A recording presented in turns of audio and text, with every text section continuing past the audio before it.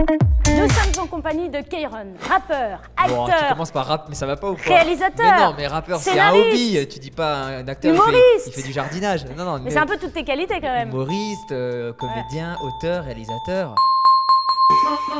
Mais c'est vrai qu'ici, là ce soir, on est là pour tes compétences à la fois d'humoriste, à la fois de réalisateur, à la Merci. fois d'acteur. Ça te va comme ça? Et auteur, plus Et important. auteur aussi, Plus auteur important, aussi. c'est auteur. Ouais, parce que le spectacle 60 minutes avec Kayron, c'est tous les soirs ici, jeudi, vendredi et samedi. À l'Européen. À l'Européen, voilà, ça. jusqu'au 31 décembre. si je me trompe Exactement. pas. Et puis on va aussi parler de ton deuxième long métrage, Mauvaise Herbe, qui C'est ça. sort mercredi 21 novembre, jour de ton anniversaire. Exactement. Ouais, c'est On vrai. a un petit cadeau pour toi d'ailleurs. Ah Ce ouais? sera pour tout à l'heure. Ouais. Bah, j'ai hâte. Alors avant, on va parler du spectacle. Derrière l'improvisation, il y a effectivement un travail d'écriture. Bien sûr. Alors un travail qui se fait comment? Parce que ça se fait avec la salle, avec le public, vraiment avec le public ou aux dépens du public? Non, avec le public. Non mais c'est bien de le préciser. Mais évidemment. Imagine les gens qui sont pas encore venus te voir. Mais non, mais Faut c'est quand même les parce qu'ils ont- rassurer. Non, mais c'est parce qu'ils n'ont pas l'habitude. Ils ont tellement pas l'habitude qu'on leur parle qu'ils sont déjà C'est ça. dans un domaine où ils se disent ah je vais me faire chambrer. Moi me suis fait chambrer toute ma vie. Ce que je fais sur scène par rapport à ce qu'on se fait avec mes potes ou ce qu'on se faisait quand j'étais petit. Non mais ça c'est rien. N'importe quel mec Ok. qui s'est fait charrier, il vient à mon spectacle, il dit mais c'est mignon, mais je pousse pas dans les retranchements, je me moque pas du physique.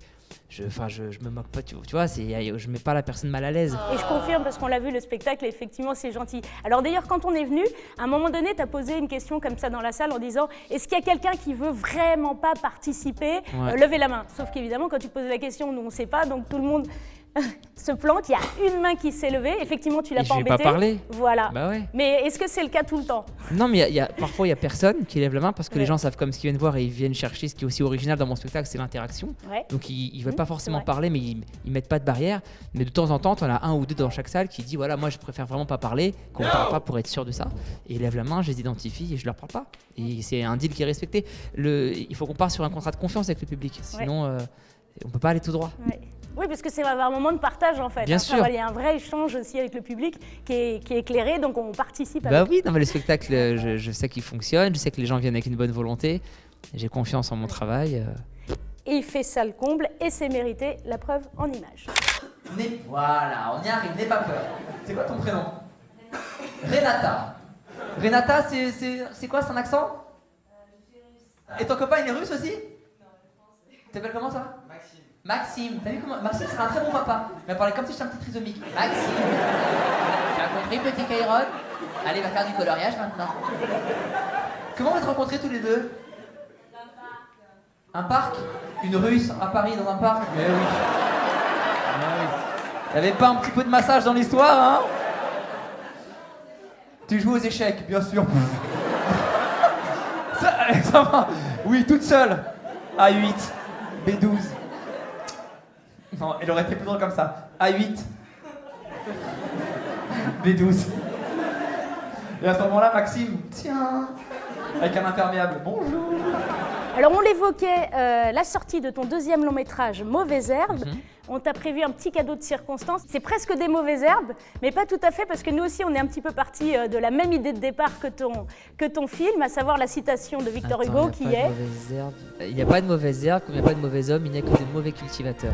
Waouh. Donc derrière chaque pot, tu as des petites questions, des citations plus D'accord. exactement. Tu vas nous les lire, les commenter, nous dire ce que tu en penses. Je les prends comme ça. Vas-y, celle que tu veux. Au bal, on doit danser, même si on n'est pas masqué. Jamel Debbouze. Au bal masqué. Voilà. Donc ça, c'est une citation, une Aïe, petite aïe, aïe. punchline de Jamel Debbouze, qui a été ton premier employeur Ouais. en tant En qu'humoriste. tant qu'humoriste, c'était mon patron au Comedy Club. Et justement, c'est l'occasion pour moi aussi de te poser une question, parce que faire parler les autres sur scène, est-ce que c'est pas aussi jouer masqué? C'est vrai que moi, j'ai décidé de parler de moi sans parler de moi. Donc en vrai, je parle très peu de moi sur scène. Je peux raconter quelques expériences, anecdotes par-ci par-là, mais c'est pas un spectacle basé sur ma vie où je dis je suis venu, voilà, voici ce que je suis. Et ce que je suis, je le montre plutôt que de le dire. Donc ceux qui ont envie d'analyser le format du spectacle et d'en déduire qui je suis, bah ils sont les bienvenus. Ou alors ils vont au cinéma. Ou alors Un ils vont au petit peu plus cinéma, de toi. bien sûr. Allez, suivant. Je suis l'exemple classique des humoristes, seulement drôle quand je travaille. Il a raison, Peter Sellers. C'est très drôle. Alors, Il a est-ce que toi, raison. t'es drôle dans la vraie vie? Bah, pas autant que sur scène, évidemment. Pas autant que sur scène, c'est un métier. Hein. À un moment donné, on a des mécanismes, on arrive à obtenir des effets. Et justement, le fait d'être comme ça sur scène, eh ben, il se trouve que dans la vie, tout le monde a envie de nous faire rire. Et tout le monde a envie de blaguer. Et du coup, nous, Ouais. on tombe un peu on se met un peu en retrait et Le syndrome du cordonnier très mal chaussé, quoi. c'est ça. Mais non, on est quand même marrant, je pense. Je pense pas qu'il y ait d'humoristes qui soient pas drôles du tout, mais on l'est beaucoup moins que sur scène. Les gens voient 1 heure de spectacle et disent waouh, dans la vie ça doit être dingue. Allez, ça doit être fais-moi comme ça une tout le blague temps. pour voir. Jamais ça. de la vie, C'est jamais, horrible, ça. jamais. Allez, on continue. On peut vanner 1000 fois 1000 personnes, mais on peut pas vanner 1000 fois une personne. Paraphrase, cité de la peur, évidemment. Voilà, évidemment. Alors, est-ce qu'on peut faire 1000 fois la même vanne? Bien sûr. Et si elle est bonne et intemporelle, oui. C'est pour ça que moi j'essaie d'écrire des trucs vraiment intemporels, je m'intéresse pas à l'actualité. J'écris pas des vannes sur les politiques, j'écris pas de vannes sur ce qui se passe, parce que dans 6 mois je pourrais plus le faire. Et donc ça va devoir ressortir de mon stock de blagues, et mon stock de blagues doit rester au maximum. Alors, ce qui est fou aussi par rapport à ton stock de blagues et justement à cette longévité du spectacle, c'est qu'en fait tu as joué ici, à l'Européen, parce que là on est sous la scène, hein, Sous c'est la assez salle, ouais, rigolo. c'est au-dessus, ouais. Voilà, juste au-dessus. Et ici, il paraît que tu avais, en tout cas à un moment donné, le record d'affluence et de longévité de jeu ici à l'Européen. Ouais, mais je l'ai battu 10 fois depuis. Et du coup, c'est toujours toi, t'es toujours Oui. détenteur du titre. Bah là je l'ai rebattu parce que j'ai refait 2 ans ici, Tu t'es battu je me toi-même. suis battu moi-même. Donc, une phrase de rappeur, je me suis battu moi-même. Waouh. Tu vois qu'on en revient au rap. Mais non, parce qu'il y a un côté très punchline et très frontal dans le rap, très assumé. Tu vois, par exemple, le rap, c'est la seule musique où il y a un truc qui s'appelle l'ego trip, le freestyle, où c'est une discipline qui consiste à se la raconter. C'est-à-dire que tous les rappeurs ont un morceau où ils se la racontent. Je suis le boss, je suis meilleur que toi t'es faible, mais t'as pas ça dans les autres musiques. T'as pas Garou qui a une chanson sur. Tu vois, il y a pas ce truc-là. C'est que propre au rap et c'est une vraie culture à part entière. Moi, je kiffe. Alors justement, on a encore une de nos belles herbes.